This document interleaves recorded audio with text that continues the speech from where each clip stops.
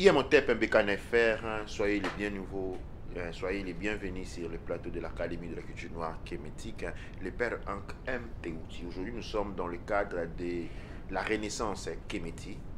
La Renaissance Kéméti est un mouvement très important. Nous allons la voir ici dans le cadre de la littérature kémétique. Nous sommes en train aujourd'hui de présenter les titres La destruction de la monarchie sur Kama. Nous allons les faire avec un invité spécial. Aujourd'hui, cependant, dans la phase introductive, je vais dire, nous allons évaluer un élément. Dans tous les pays du monde, il y a un examen qui a été fait récemment qui a fait voir que dans le monde occidental, tous les pays, même les plus insignifiants, ont les monarchies qui fonctionnent. Toutes, la France, il y a une monarchie, l'Espagne et le Portugal, une monarchie qui est commune, l'Italie, une monarchie, l'Angleterre, n'en parlons même pas, la monarchie anglaise va jusqu'aux États-Unis et englobe le Canada et l'Australie. La Chine a une monarchie, le Japon a une monarchie, aux Philippines, nous avons une monarchie, partout où nous avons une monarchie établie en termes de pouvoir. Et nous voyons comment ils sont, ils ont du succès. Ces États sont très bien organisés. Même en Europe, dans les pays où il n'y a pas une monarchie, nous pouvons voir ce qui se passe dans ces pays-là. Même quand ils sont en paix, ils ne sont pas en mesure de prospérer dignement. Et nous les voyons, nous donnerons des exemples avec notre invité spécial. Nous sommes ici en train de faire un examen. Parce que l'époque des années 60, qui a marqué l'atterrissage ou l'introduction du système démocratique qui n'existe qu'en Afrique. C'est seulement en Afrique où la monarchie, où elle a complètement été effacée, où elle existe, mais elle est sous chapeautée. Il y a la monarchie, par exemple, au Nigeria, en Afrique du Sud. Mais ils n'ont pas la première place.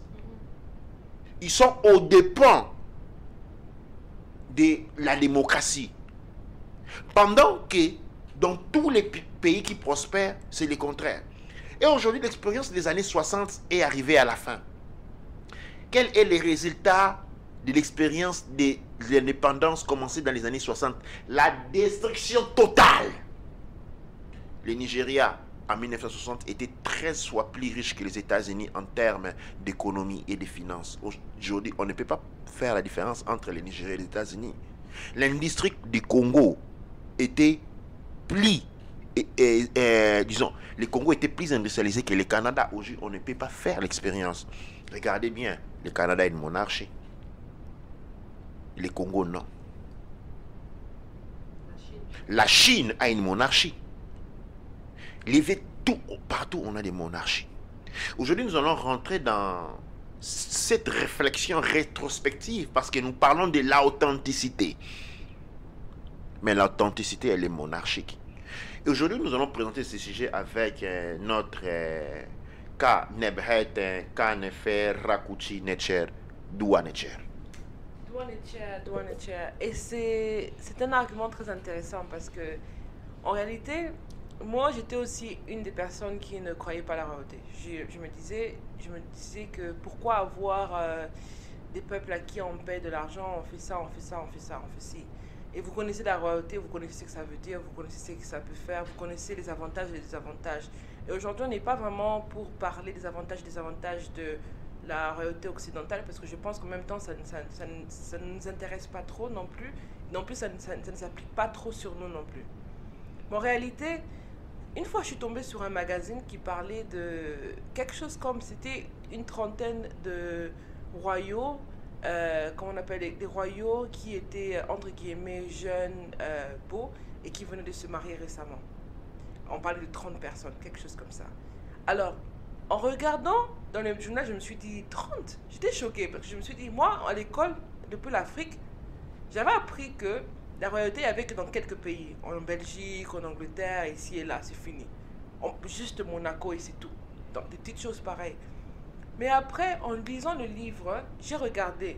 Il y avait, peu importe que si la famille royale elle est première dirigeante ou pas, mais je me suis rendu compte que non particulièrement, il y avait un royaume par pays européen. Il y avait un système royal, si pas deux dans certains pays, ou même trois. Mais il y avait au minimum un système royal qui était là et qui était bien représenté. Et par exemple, je donne l'exemple de l'Espagne. En Espagne, c'est encore pire, parce qu'en Espagne, récemment, là, je ne veux pas dire l'année passée, mais récemment, dans les derniers 5 ans, il y a eu une dame qui est morte. Et la dame qui est décédée, quand elle est décédée, il s'est venu que...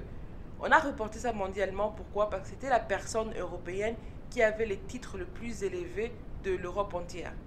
Donc, devant elle, même la reine de l'Angleterre devait la saluer en s'abaissant devant elle. Parce que c'était une personne qui avait plus de titres sur une personne, plus même que la reine d'Angleterre. On donne un exemple. Le Portugal était sa propriété privée. Voilà, donc la majorité plus pratiquement tout le Portugal était sa propriété privée. Parce qu'elle représente ses ancêtres. Exactement, elle représente ses ancêtres, elle représentait un système particulier. Et maintenant, c'est là où on comprend les enjeux, et c'est là où on comprend que, hang on a minute, attendez un instant, il y a quelque chose qui cloche ici.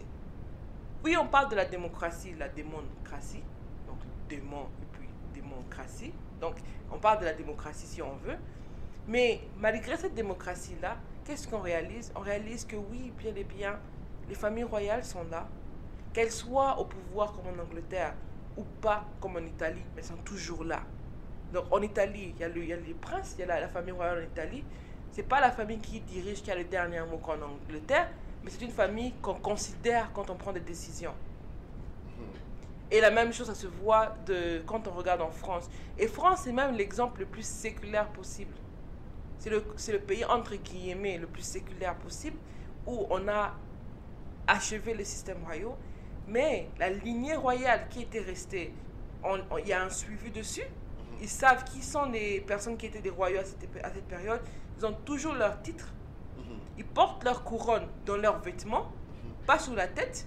On connaît, la police, le gouvernement connaît ce qui, connaît où ils habitent et connaît ce qu'il faut et pas faire contre eux et avec eux. Et après, juste à côté, il y a le système de Monaco. Et là, tout le monde le connaît très bien. Qu'on parle dans tous les autres pays. Et donc, c'était comme ça que, au final, ce jour-là, en regardant ce magazine, je me suis rendu compte de combien on a été dupé. Pourquoi? Qu'est-ce que ça voulait dire par là? Ça veut dire que, dans un pays, vous avez le système des politiciens. Les politiciens, ils viennent, ils partent. Ils viennent, ils tombent, ils partent. C'est la gauche qui entre, la droite qui vient, la gauche qui entre, la droite qui vient. Mais en même temps, vous avez aussi un système qui reste. Et le système royal, c'est pas que c'est la même personne, la même famille, mais c'est un système qui est garant de la tradition, qui reste et qui se garantit qu'un minimum est fait. Un minimum est fait pour le peuple. Parce que ça représente l'âme du peuple, entre guillemets, plus ou moins. Absolument. Et donc c'est ça que, en réalisant ça, et on réalise que oui, on peut parler de la liberté comme on veut, mais on réalise que dans ces pays-là, il y a une chose qui est assurée. Et la chose qui est assurée, c'est que la communauté ou les peuples, ils ont besoin d'avoir une organisation à qui la terre, donc à qui doit répondre même aux exigences de la terre. Ces personnes, ils doivent répondre même aux exigences de la nature, même aux exigences du fourmi, même aux exigences des plantes. Et je pense que d'une manière ou d'une autre, c'est ça aussi qui garantit cette force-là. Et c'est un système qui peut être mal utilisé pendant des années, bien utilisé, mais ce n'est pas ça le point. Le point, c'est que le système garantit la culture. Le système garantit l'empire et garantit le développement des personnes dont il contient. Pendant que notre scénette, notre mot nous parlait, il y a quelque chose qui est rentré dans ma tête et c'est la première fois que j'ai jamais vu ça. Alors, je vais tout droit aller tout de suite parler du Kama, de l'Afrique. Et je vais parler comme exemple, à titre d'exemple du Royaume Congo. Ok. En 1885, qui siégeait dans la conférence de Berlin, c'était des royaux. Les conseillers, les chanceliers Bismarck étaient un royaux. Léopold siégeait en tant que royaux. Et on sait que les politiciens ne siègent pas avec les royaux. Les politiciens prennent les ordres des royaux. L'Afrique n'a pas été divisée entre les pays, c'était les royaux. C'est comme ça qu'on se pose la question comment Léopold a pris les Congo tout entier, parce que c'était un royaux. Et c'est possible qu'il avait peut-être un peu plus de titres que les personnes. Absolument, il devait avoir beaucoup plus de titres que les d'autres. Attention, il y a des fois qu'on l'ignore. L'Italie avec Mussolini, c'était une république, mais Mussolini répondait au roi. L'Allemagne de Hitler avait un roi. Et Hitler, si vous suivez l'histoire de Hitler, a pété serment devant les rois. C'est-à-dire, nous devons réaliser que il y a eu une guerre royale, une attaque royale, une attaque des royautés, une attaque des monarchies. On a éliminé la monarchie parce qu'il y a toujours la monarchie et les politiciens. Comme je vous l'ai fait voir qu'il y avait la Mussolini en Italie, qui étaient les ducs, et puis il y avait la monarchie. La même chose en Allemagne, il y avait une monarchie. Tu vois, dans le sens que... Seulement quand Mussolini s'est attaqué, il a renvoyé le système royaux, que directement comme par hasard, l'Italie se retourne contre lui.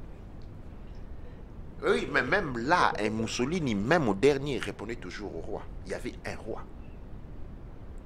Il pouvait avoir autant de force qu'il voulait, mais il y avait, ce que j'ai encore dit, il y avait la tradition.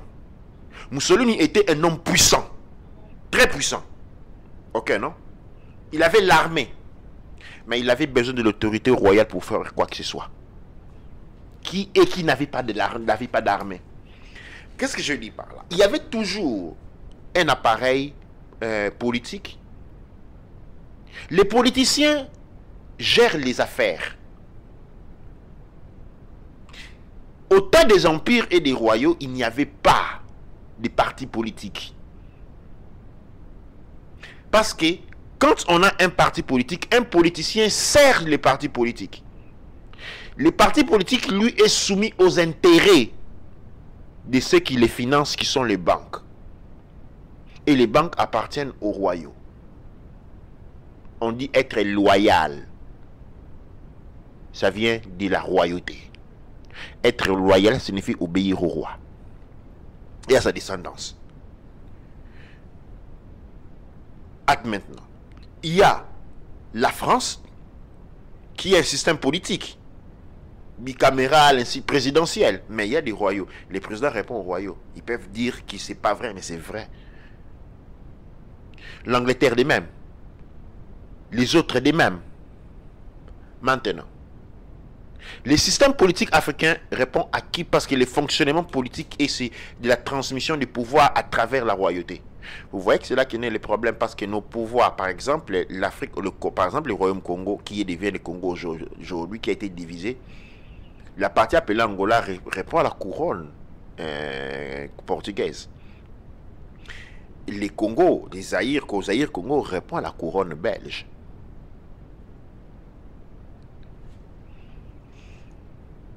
L'argent est toujours accumulé en Angleterre. On voit qui est le garant de toutes les banques ici, de toutes les réserves d'or, c'est la reine. Quand il y a un problème, c'est la reine qui dit ouvrez les caveaux, je vais voir quel or, combien d'or il y a à l'intérieur. Chez nous qui fait ça. Parce que même quand nous voyons des pays comme le Nigeria, où il y a beaucoup de pays où nous avons les systèmes de royauté, ils sont dépourvus de tout pouvoir de gestion. Ils ne sont qu'emblématiques. Ils n'ont pas de pouvoir. Pourquoi? Parce que les politiciens, un pays ne peut être en équilibre quand il a sa monarchie qui fait son travail. Mais même avec les cas comme on parle du Nigeria et consorts, mais déjà on voit une très très grande différence. Déjà, on voit une très grande différence, par exemple, au Nigeria, au fonctionnement du Nigeria, qu'au fonctionnement du Congo.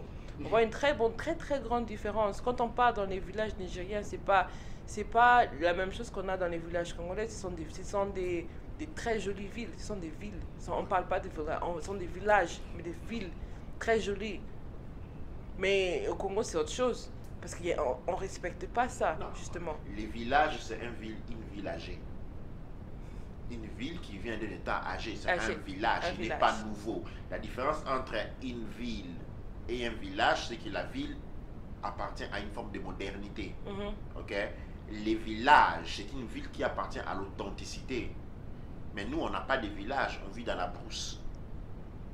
Ce que nous appelons villages ne sont pas des villages, ce sont des brousses. En fait, quand on va au Nigeria, on voit des villages. Exactement. Les villages est une ville.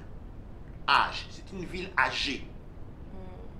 Hein, ce n'est qu'une ville âgée. Village ne veut pas dire brousse. Mais pour beaucoup aujourd'hui, ça veut dire brousse. Et c'est ça qui est intéressant parce que quand on réalise ça et on se dit que...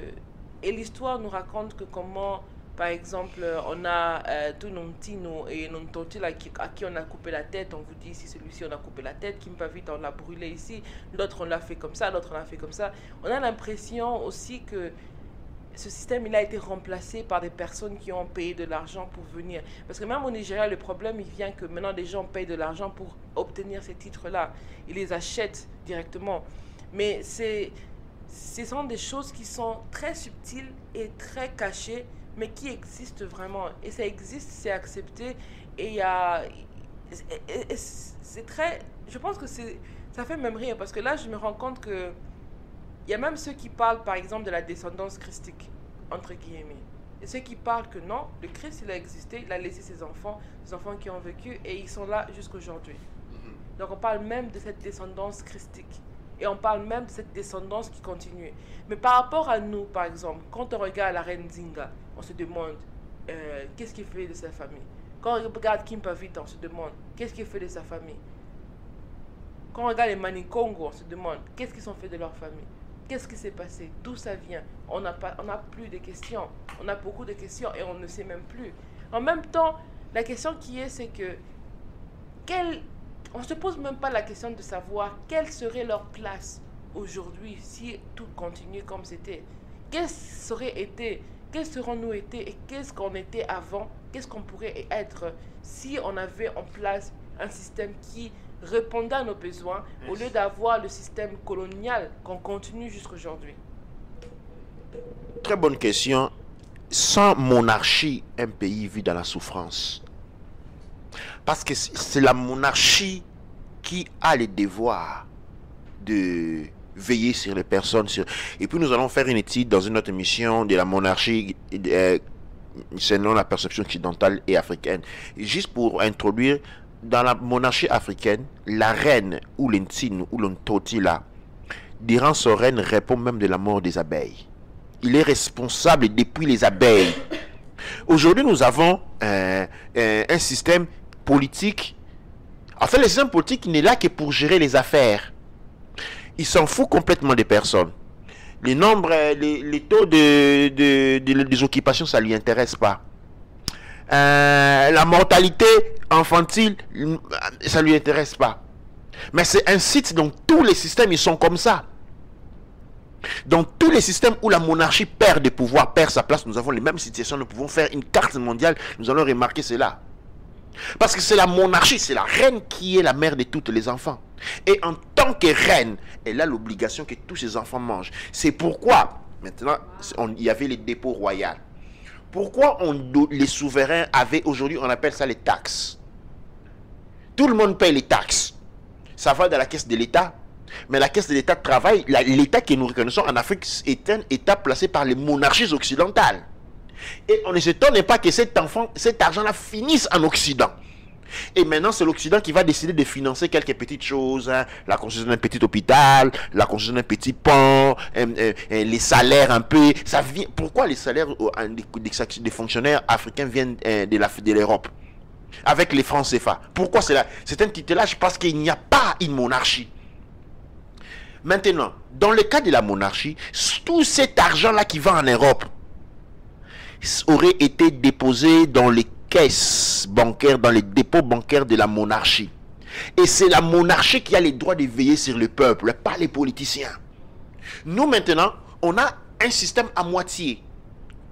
Tout cet argent qui est récupéré, c'est pourquoi les monarques ont été tués, chassés, détruits, complètement déportés de gauche et à droite.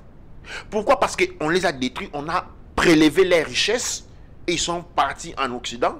Et après, maintenant, on maintient un système pour s'assurer que le système politique est là. Il a été reconstruit sur le même modèle. Maintenant, sa monarchie, il a sa loyauté. Quand un président africain nommé, il va faire un tour aux États-Unis et en Angleterre. Dans toute l'Europe, il va saluer chaque monarque. Il va saluer chaque monarque. Vous voyez? Pourquoi? Parce qu'il il doit être loyal à ces gens-là. C'est le système qui a, et il est là pour prêter serment devant eux, pas devant le peuple. Parce que l'argent qu'il va obtenir des impôts vont être versés là-bas. Or, si nous avions une monarchie, c'est la seule aujourd'hui, juste une minute, aujourd'hui nous sommes arrivés à bout. Nous sommes entrés, les États africains sont morts. L'État congolais est mort. Niger, tous les États des pays africains sont morts. L'expérience est arrivée à bout. On est en train d'agoniser. La solution qui s'impose aujourd'hui, pour pouvoir recadrer nos ressources, recadrer nos vies, reprendre les pouvoirs, les monarchies impériales africaines doivent renaître. La renaissance que nous disons kinétique. Parce que la monarchie, c'est l'authenticité, c'est le point de départ. Nous ne pouvons pas parler d'authenticité sans parler de monarchie. Et dans cette authenticité, dans cette renaissance, la monarchie doit être notre pierre philosophale. Et je pense même, en disant, quand tu disais que quand une personne est élue, je donne l'exemple en Angleterre, quand le peuple élu leur premier ministre, entre guillemets, donc on regarde même pas le système, comment ça s'est élu, vraiment on regarde pas. Qu'est-ce qui se passe? Le premier ministre, il est élu, le premier ministre ça peut être un président, c'est lui qui représente, lui qui va être le dirigeant de l'État et tout. Et qu'est-ce qui se passe quand il est élu? Avant qu'il vienne adresser le peuple, qu'il est présenté dans le peuple, on le présente à la reine. C'est la reine qui l'intitule, et après il est présenté au peuple, et là il prête serment, il fait tout. Mon premier, il doit être confirmé par la reine. Et après, et c'est vrai que la reine ne le confirme pas parce que la reine, elle a cédé ce pouvoir au peuple dans le sens que c'est le peuple qui choisit qui vont élire. Donc si le peuple choisit une personne, la reine elle s'aligne avec le peuple. Donc elle confirme au peuple ce droit-là. Mais il faut faire attention. C'est pas le peuple qui doit nommer cette personne. C'est la reine qui cède son pouvoir au peuple. Absolument. Donc, si la reine décidait que je reprends ce pouvoir, ou le système royal décidait de reprendre ce pouvoir, ils sont à droit de le reprendre. C'est un pouvoir royal qui est cédé à quelqu'un. Maintenant, qu'est-ce qui se passe dans un pays où il n'y a pas ce pouvoir royal? C'est que au début, on a bien commencé, on a expliqué. On a expliqué qu'en Espagne, il y avait une dame qui avait un titre sur la... Imaginez-vous que le titre royal, c'est un titre qui descend des ancêtres. D'abord, un. Et quand on réalise que dans le monde, nous tous, on a bougé partout dans le monde. On s'est éparpillé, on a voyagé, chaque peuple, le peuple qui se trouve là où il est, c'est bête de penser qu'on est Congo parce qu'on est Congo. Mais on doit comprendre qu'on est aussi citoyen de la terre, complètement. Mais non, on a construit un système où on passait cette autorité des ancêtres vers le plus bas par rapport à beaucoup de choses. Ça pouvait être des titres simplement par rapport à la terre, des titres par rapport à des faits qui ont été faits, des titres par rapport au fait que quelqu'un a peut-être arrêté une guerre, a évité une catastrophe, a sauvé des peuples, a sauvé quoi que ce soit. Et tous ces éloges, ça part de père en fils ou dans un autre système et ça évolue. Et il s'est fait en Espagne, il y avait une personne qui avait plus de titres que la reine d'Angleterre, au point où la reine d'Angleterre, quand elle saluait cette personne, elle devait abaisser sa tête parce qu'elle saluait le personnage qui était détenteur des titres. C'est pas le personnage qu'elle saluait, mais elle donnait respect au titre. Entre guillemets, elle donnait respect aux ancêtres de cette terre. Et pas seulement les ancêtres anglais, c'est le respect sur les ancêtres de cette terre. Maintenant, quand vous n'avez pas vos systèmes, quand vous n'avez pas vos titres, et vous avez élu votre président, lui aussi, il doit aller dire bonjour et s'abaisser devant ces personnes qui détiennent les titres ancestrales. Parce que les ancêtres sont les vôtres aussi. Un élément très important sur lequel je vais rebondir est que les titres royaux ne sont pas des titres d'orgueil individuel. Oh non. Les titres royaux représentent les ancêtres. Les titres royaux. Donc, quand on serait, plus on a les titres royaux, plus on impersonne les ancêtres en soi. C'est à ça que dit le respect aux royaux. Et c'est à ça que dit le pouvoir reconnu aux royaux. Parce que quand les royaux prennent une place, vous voyez, on lui donne un nom. Par exemple, on va appeler quelqu'un ici Nzingankuvu. Il représente Nzingankuvu en soi. Donc le respect n'est pas dit à lui en tant que personne. Le respect est dit en lui en tant que Nzingankuvu, en tant qu'ancêtre. Et c'est pourquoi on parle du roi ou de la reine comme une divinité. Parce que c'est quelqu'un ayant vécu dans un état, dans une époque autre, qui est en train de vivre parmi vous. Et ne pas avoir cette royauté-là est une défaite. La monarchie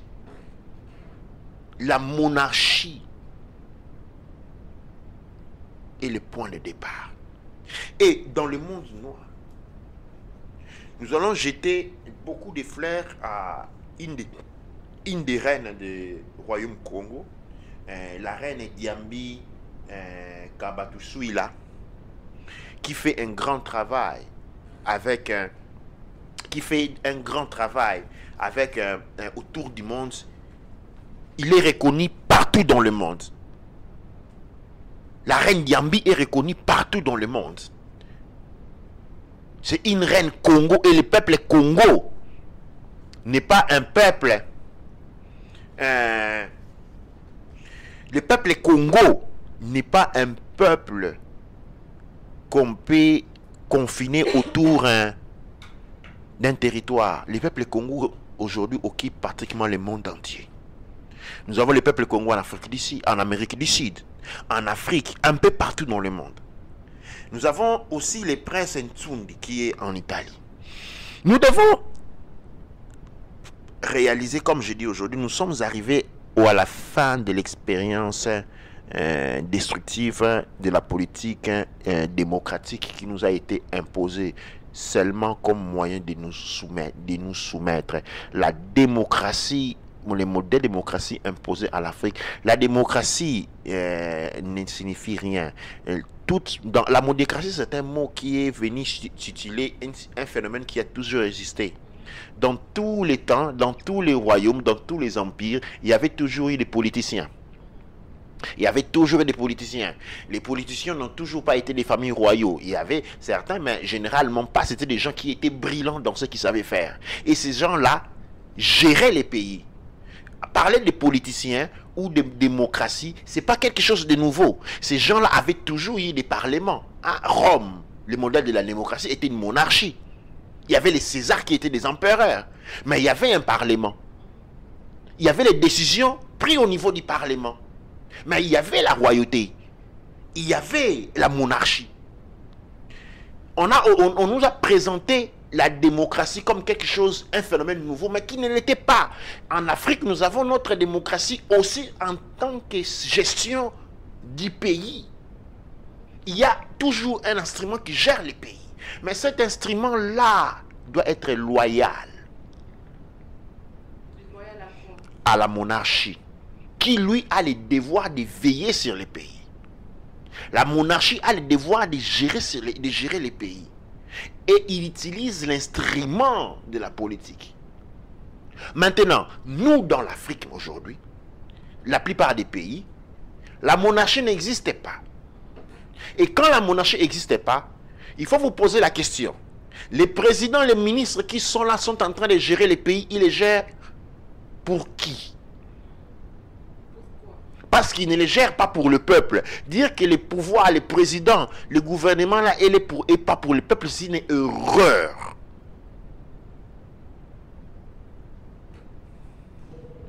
Et souvent, c'est quand on regarde par exemple sur Kama, on regarde sur Kama, on regarde chez nos ancêtres, et on regarde qu'est-ce que nos ancêtres ont laissé? Ils disent que le Ntino, c'est la personne qui est responsable du peuple, des animaux, et même jusqu'au même aux petits insectes, et la personne qui est responsable sur la terre aussi.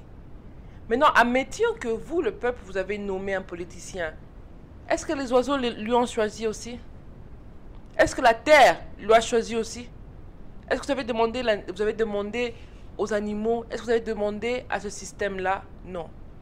Par contre, ce qui se passait avant chez nous, c'était que le système n'était fait en temps quand on regardait la performance de l'individu par rapport à toutes ces étapes-là. Ça veut dire que si on avait une personne et on voyait que la nature ne fonctionnait pas très bien, on savait qu'il y avait un problème par rapport à ça. On allait changer pour trouver une personne qui allait trouver un équilibre. Pourquoi un équilibre? C'est parce que si une personne intègre ou représente la connexion entre les ancêtres, ça veut dire que quand on n'est pas connecté avec les ancêtres, il y a un problème. Quand on n'est pas connecté avec les ancêtres, ça veut dire que le régnant a un problème, il faut le réparer ou il faut changer la personne. Quand les animaux meurent pour sans raison, ça veut dire qu'il y a un problème et la solution ne vient pas. Mais quand il y a l'harmonie et les solutions se retrouvent toutes seules, les solutions viennent, on peut trouver les solutions aux problèmes et la prospérité dans le peuple, et c'est là qu'on voit que tout le système a été respecté. Je ne sais pas si vous pouvez me montrer un pays qui est prospère en Afrique aujourd'hui.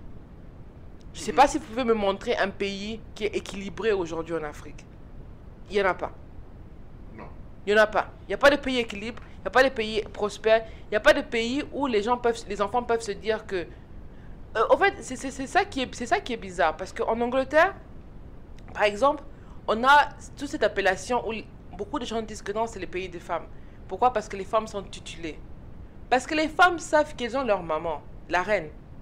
Tu ne peux pas mettre la main sur ta femme parce que dès qu'elle part chez la police, tu as un problème grave.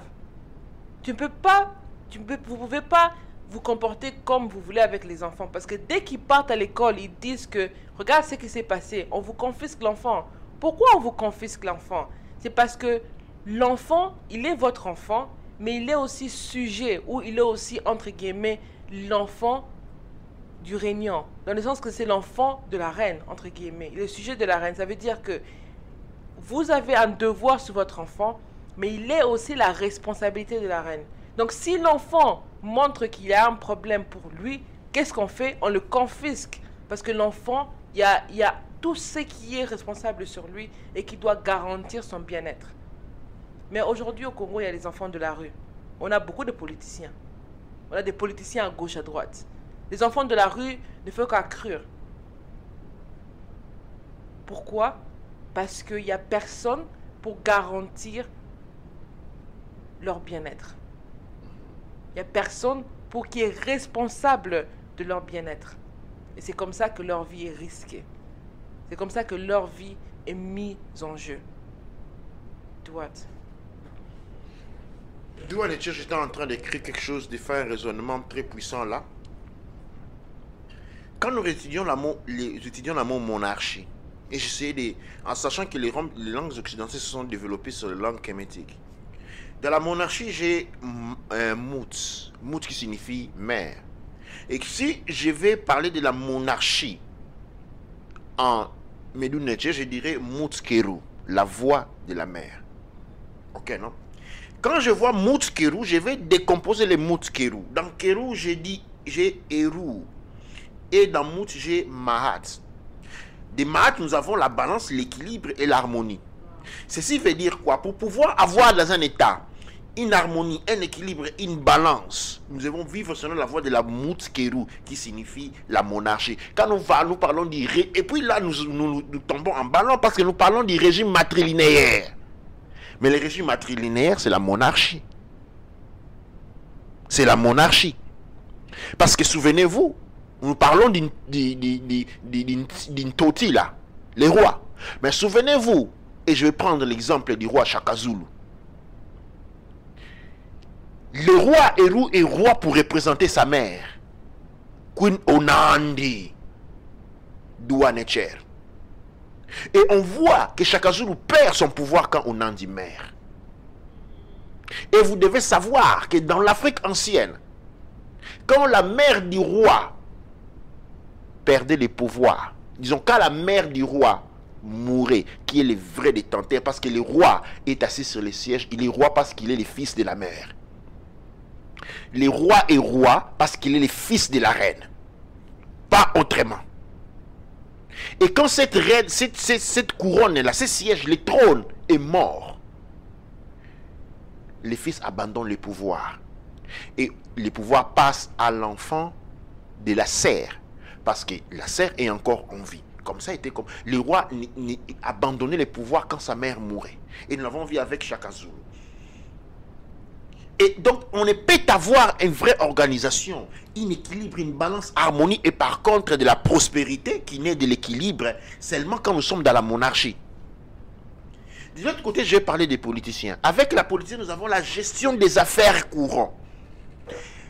La politique, les politiciens gèrent les affaires courantes sous mandat royal pour représenter le peuple.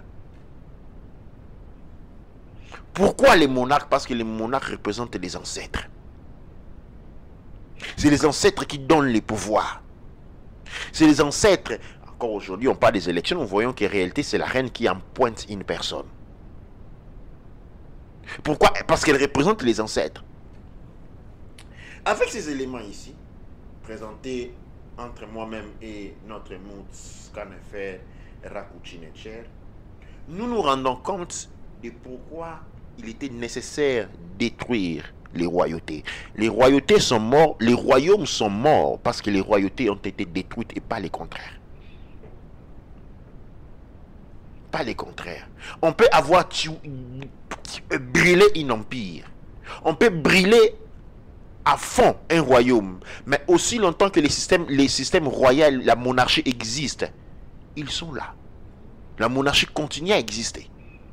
Mais comment on détruit un royaume? En éliminant les royaux. En éliminant les monarques. La famille des monarques. Et en ce moment-là, le peuple qui est resté devient des esclaves. Nous sommes rentrés en état d'esclavage parce qu'il y avait perte de monarchie. Je vais vous rappeler ici que pas tous les empires en Afrique, les royaumes, empires africains avaient été bâtis. Je vais vous parler ici du temps de l'esclavage dont on parle. Les sujets de l'Éthiopie ne pouvaient pas être mis en esclavage parce que les royaumes éthiopiens étaient encore en vie et encore en bonne vie. Les royaumes... Il y a beaucoup de peuples en Afrique qui n'ont jamais connu l'esclavage parce que les systèmes royaux fonctionnaient. Pour pouvoir soumettre un peuple, il faut détruire les symboles royaux. Et c'est ce qui s'est passé. Et aujourd'hui, nous sommes impliqués dans ce qu'on appelle la reverse engineering. La régénérer inverse. Notre ingénierie inverse commence par réaliser la nécessité des retours monarchiques. C'est ainsi qu'on lance un appel déjà ici au prince Tsumbi, à notre reine Diambi, Batutsila et tous les autres de travailler ardemment parce que nous devons réaliser que c'est seulement en reconstituant la monarchie noire que nous aurons une chance. L'expérience des années 60 de l'indépendance nous ont porté à 10 secondes de la mort. Oui, l'expérience de la démocratie nous a tués. La démocratie est meurtrière. La démocratie que tout le monde chante aujourd'hui, je ne sais pas moi, mais en Afrique, la démocratie est meurtrière. Elle a tué des millions et des millions et des millions de gens. C'est depuis que la démocratie est là. Et la démocratie, souvent, nous, est née de l'esclavage et de la colonisation. Elle est fils de l'esclavage et de la colonisation. Et elle a continué à tuer au même rythme. Au même rythme. Nous n'avons pas besoin des familles, nous n'avons pas besoin de l'armée, nous n'avons pas besoin de nous mettre à créer des bombes atomiques. Nous avons besoin de relancer les monarchies. Et donc, ceci est un appel, un éloge à tous les monarques. Nzingankuvu, Sumanguru Kante, Sundiata Keita, Shaka Zulu Nande, Sanzangankona.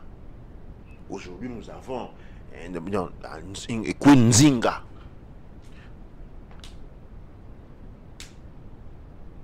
Nimia Lukeni.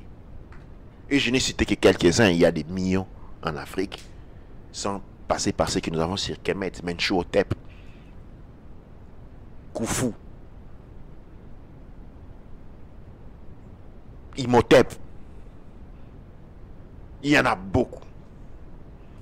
Récemment, nous avons notre queen Diambi Kabatou là. Et nous invitons aujourd'hui à un éveil de conscience sur ça. C'est la seule voie. C'est la seule voie.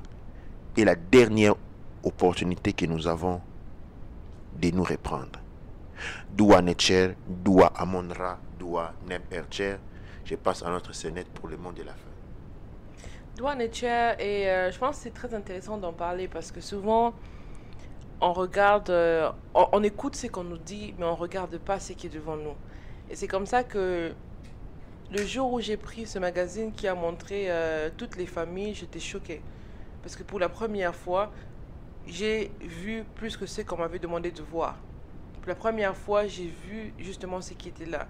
Et c'est en regardant ce qui est devant nous et en regardant les faits qui s'accomplissent autour de nous qu'on réalise vraiment ce qui se passe. Parce que même quand on part en Amérique, on va voir que il y a une lignée qui a été créée et qui grandit. Et de plus en plus que cette lignée devient plus vieille, elle grandit, de plus en plus, l'Amérique a pu prendre plus de pouvoir de l'Angleterre.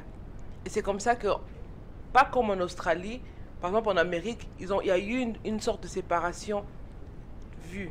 Pendant que l'Australie et le Canada est encore sous la reine, mais l'Amérique a pu se créer un système à lui propre. Et c'est vrai que la royauté ne se voit pas, mais elle est là. Ce système, il est là et il ne se fait pas voir. Et c'est comme ça que j'aimerais dire que c'était très intéressant d'avoir parlé dessus. Et Doua Netcher.